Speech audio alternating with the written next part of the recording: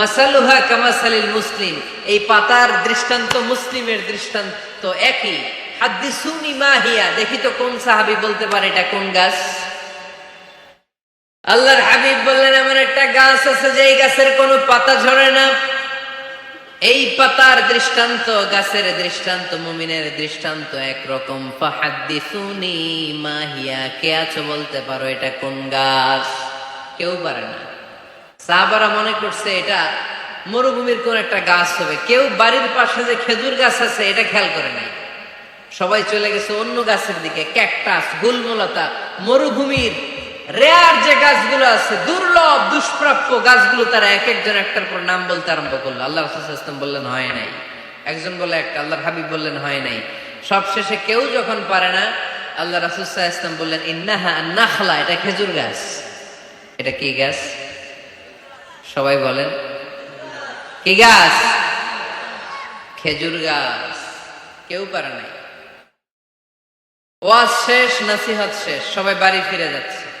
সাইয়েদনা ওমর ফারুক রাদিয়াল্লাহু তাআলা আনহু, উনি ওনার ছেলে আব্দুল্লাহ ইবনে ওমরকে নিয়ে যাচ্ছে। আব্দুল্লাহ ইবনে ওমর হঠাৎ করে বললেন, আব্বা, আল্লাহ রাসূল যখন জিজ্ঞেস করেছিল এটা কোন গাছ, আমি কিন্তু জানতাম এটা খেজুর গাছ। আমি কিন্তু জানতাম। ওমর ফারুক বললেন, বলো নাই কেন? আব্দুল্লাহ ইবনে ওমর বলেন, আব্বা, আপনি পারেন না, আমার চাচা আবু বকর পারে না, মুরব্বী সাহাবারা কেউ পারে না, আমি মাঝখান দিয়ে কেমনে বেয়াদবি করি? সুবহানাল্লাহ পড়বেন না? ওমর ফারুক বললেন, বলো কি? তুমি যদি আজকে বিশ্বনবীর সামনে উত্তরটা দিতে পারতা, আমার ছেলে উত্তর দিতে পেরেছে, এটা যেন আমার বুকটা এত বড় হয়ে যেত। ও আব্দুল্লাহ, কেন তুমি বললা না? আজকে কেউ প্রশ্নের উত্তর করতে পারে নাই। তুমি যদি বিশ্বনবীর সামনে দাঁড়িয়ে প্রশ্নের উত্তর করতে পারতা, আমার বুকটা এত বড় হয়ে যেত। কেন বললা না? তুমি বললে আমি বড্ড খুশি হয়ে যেতাম। সুবহানাল্লাহ পড়েন। তার মানে মাঝে মাঝে জুনিয়ররা সিনিয়রদেরকেও হার মানায় দেয়, এরকম আছে না নাই? এজন্য পরামর্শ করবেন, অবশ্যই পরামর্শ করবেন। সাইয়েদনা ওমর ফারুক যখন খলিফা, তিনি মুরব্বীদের মিটিং এ একটা ছোট্ট বাচ্চাকে রাখতেন। অল্প বয়স্ক এক সাহাবী, ওই সাহাবীর নাম আব্দুল্লাহ ইবনে আব্বাস রাদিয়াল্লাহু তাআলা। মুরব্বীরা মনে কষ্ট পেলেন, কিরে, এই ছেলের সমান নাতি আছে আমার ঘরে, আমার নাতি আছে এই ছেলের সমান, এই ছেলেকে কেন রাখে? ওমর ফারুক বললেন, একদিন দেখাই দিব আপনাদেরকে কেন রাখি। ওমর ফারুক একদিন সবাইকে বললেন, ইদা জাআ নাসরুল্লাহি ওয়াল ফাতহ এটা কোন প্রেক্ষাপটে নাজিল হয়েছে আপনারা কে জানেন? বলেন তো। এক সাহাবী বললেন, এই সূরা দ্বারা বোঝানো হয়েছে আমাদের যখন বিজয় অর্জিত হবে তখন যেন আমরা বেশি বেশি আল্লাহর প্রশংসা করি। ওমর ফারুক বললেন, উত্তর হয় নাই। আরেক বয়স্ক সাহাবী বললেন, আমাদেরকে রব্বুল আলামিন বড় বড় শহর বিজয়ের ব্যাপারে আদেশ দিয়েছে, এই সূরা দ্বারা আমি এটা বুঝেছি। ওমর ফারুক বললেন, হয় নাই। কেউ যখন উত্তর করতে পারে নাই, ওমর ফারুক বললেন, ও আব্দুল্লাহ ইবনে আব্বাস, তুমি এই সূরার ব্যাপারে কি জানো? আব্দুল্লাহ ইবনে আব্বাস বলেন, হুয়া আজালু রাসূলিল্লাহ, এই সূরা দ্বারা বিশ্ব নবীর আগাম মৃত্যুকে বোঝানো হয়েছে। ইযা জাআ নাসরুল্লাহি ওয়াল ফাতহ, নবী হে, যখন বিজয় আসবে, আল্লাহর পক্ষ থেকে সাহায্য আসবে, ওয়ারাআইতান নাসা ইয়াদখুলুনা ফি দীনিল্লাহি আফওয়াজা, আপনি দেখবেন দলে দলে বানের পানির মতো লোকজন কালিমার ছাতার নিচে প্রবেশ করতেছে। তো সবাই যখন কালিমা পড়ে মুসলমান হয়ে যাবে, সবাইকে মুসলমান বানানোই ছিল বিশ্বনবীর মিশন। মিশন যখন কমপ্লিট, নবী থাকার পৃথিবীতে আর দরকার নাই। এই সূরা দ্বারা আল্লাহ বুঝিয়েছেন বিশ্বনবী পৃথিবীতে আর বেশি দিন বেঁচে নাই। চিল্লায় বলেন ঠিক কিনা? ওমর ফারুক ডেকে বললেন, আব্দুল্লাহ, মারহাবা, মারহাবান বিকা ইয়া আব্দুল্লাহ ইবনে আব্বাস। ও আব্দুল্লাহ ইবনে আব্বাস, মাশাআল্লাহ, তাবারাকাল্লাহ, কেউ সঠিক উত্তর না দিতে পারলেও তুমি সঠিক উত্তর দিয়েছো। তুমি এই সূরার ব্যাপারে যতটুকু জানো আমিও জানি ততটুকু। পড়েন সুবহানাল্লাহ। তুমি সঠিক উত্তর দিয়েছো। এই হাদিসগুলো প্রমাণ করে মাঝে মাঝে জুনিয়ররা সিনিয়রদেরকেও হারিয়ে দেয়। চিল্লায় বলেন ঠিক কিনা? এজন্য মাঝে মাঝে বাচ্চা ছেলেদেরও পরামর্শের দরকার আছে না নাই? ঘরে সুখ নাই, শান্তি নাই, কারণ পরামর্শ করেন না তো। আব্বা আম্মার পরামর্শ নেন, স্ত্রীদের পরামর্শ নেন, ছেলে মেয়েদের পরামর্শ নেন। গুরুত্বপূর্ণ সিদ্ধান্ত নেয়ার আগে পরামর্শ করে সিদ্ধান্তগুলো নেয়ার দরকার আছে না নাই? পরামর্শ করে ফ্যামিলি মিটিং এ যদি আমরা সিদ্ধান্ত নেই, ওই সিদ্ধান্তে বরকত দিবে কে? আওয়াজ করে বলেন, ওই ঘরটারে বরকতময় করে কে? কয়টা গেল? 7টা। 8 নাম্বার হচ্ছে প্রত্যেকটা ঘরে এক একটা পারিবারিক পাঠাগার গড়া চাই, ফ্যামিলি লাইব্রেরি। কার কার ঘরে পারিবারিক পাঠাগার আছে দেখি সুজানগরে?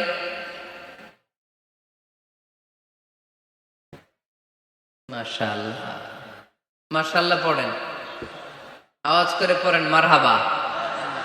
যাদের ঘরে নাই তাদের ঘরে একটা পাঠাগারের দরকার আছে না নাই? একটা শোকেস বানাবেন, ওখানে ইসলামী বইগুলো রাখবেন, ইসলামী সাহিত্যগুলো রাখবেন, তাফসিরগুলো রাখবেন, হাদিসের বইগুলো রাখবেন। একটা পারিবারিক পাঠাগারের দরকার আছে না নাই? কোরআনের প্রথম আয়াত হয়েছে পড়ো। কোরআনের প্রথম আয়াত কি? আল কোরআনের প্রথম বাণী পড়ো, আল হাদিসে নবীর কথা পড়ো। আল কোরআনের প্রথম বাণী পড়ো, আল হাদিসে নবীর কথা পড়ো। পড়ে পড়ে শেখো, শিখে শিখে তুমি তোমার নিজের জীবন গড়ো। পড়েন আমিন। কোরআনের প্রথম কথা কি? ইকরা, পড়ো। কোরআনের প্রথম কথা কি? ইকরা বিসমি রাব্বিকাল্লাযী খালাক, খালাকাল ইনসানা মিন আলাক। اقرأ وربك الأكرم الذي علم بالقلم علم الإنسان ما لم يعلم। পড়েন সুবহানাল্লাহ।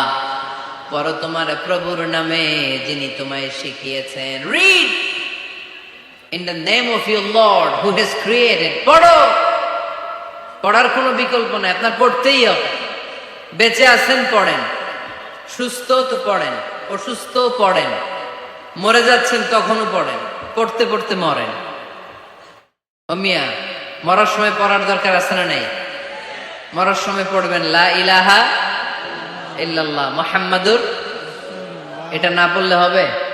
তার মানে মরার সময় পড়তে হবে। চিল্লায় বলেন ঠিক কিনা? তাহলে সুখী সমৃদ্ধ আলোকিত একটা পরিবার গড়ার 8 নম্বর পয়েন্ট হচ্ছে একটা ফ্যামিলি লাইব্রেরি। প্রত্যেকটা ঘরে শান্ত যেন নেই, যে আমাদের প্রত্যেকের ঘরে আমরা যেন ছোট্ট করে একটা পাঠাগার বানাই। ওখানে যেন বিভিন্ন ধরনের বই, বিভিন্ন ধরনের বইয়ের কালেকশন রাখি। বই কিনুন, বই পড়ুন, প্রিয়জনকে বই উপহার দিন। বই কিনে কেউ কোনোদিন দেউলিয়া হয় না, ঠিক কিনা? পড়তে রাজি আছেন তো? এই যে কোরআনের বঙ্গানুবাদ পাওয়া যায় না এখন, কথা বলেন। স্মার্টফোন আছে কার কার দেখি? হ্যাঁ, কারা কারা স্মার্ট দেখি? হাজার হাজার স্মার্ট, মাশাআল্লাহ। এই স্মার্টফোনের ভেতরে আল কোরআন নামে বাংলায় কোরআনের একটা অ্যাপস পাওয়া যায়। কথা বলেন, পাওয়া যায় কি যায় না?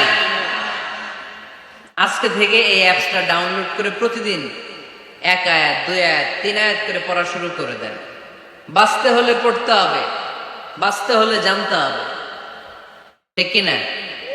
এই স্লোগান আমাদেরকে শিখায়। এই স্লোগান তো আল্লাহ, এই স্লোগান দিয়েই তো আল্লাহ কোরআন শুরু করছে।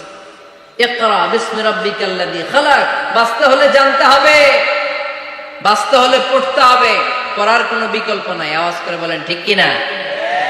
সুজানগরের রায়েরা মোবাইলের অ্যাপসের ভেতরে আমরা কোরআন রাখতে রাজি আছি তো সবাই? হাদিসের অ্যাপস ডাউনলোড করতে রাজি আছি তো? বাস রাজি আছি, ডাউনলোড করে রেখে দেবো, আর কেউ পড়বো না নাকি? হ্যাঁ, প্রতিদিন একটা আয়াত হলেও যেন আমরা পড়ি। আল্লাহ যা বলা দরকার সব বলে দিয়ে গেছে, নতুন করে আর কিছু বলবে না। আমরা যেন পড়াশোনা করি, আমরা যেন একটা পাঠাগার বানাই। আবারও কখনো আসার সুযোগ হইলে আমি জিজ্ঞেস করবো, যদি আমার মনে থাকে যে আপনাদের পাঠাগার আছে কার কার ঘরে, সেদিন সবার হাত তুলতে হবে। এমনি পারা যাবে তো? আল্লাহ তুমি তৌফিক দাও। এজন্য একা একা সিদ্ধান্ত নিবেন না, নারীদের কাছ থেকেও পরামর্শ নিবেন। আল্লাহর হাবিব সাল্লাল্লাহু আলাইহি ওয়াসাল্লাম নারীদের পরামর্শ গুরুত্ব দিয়েছেন।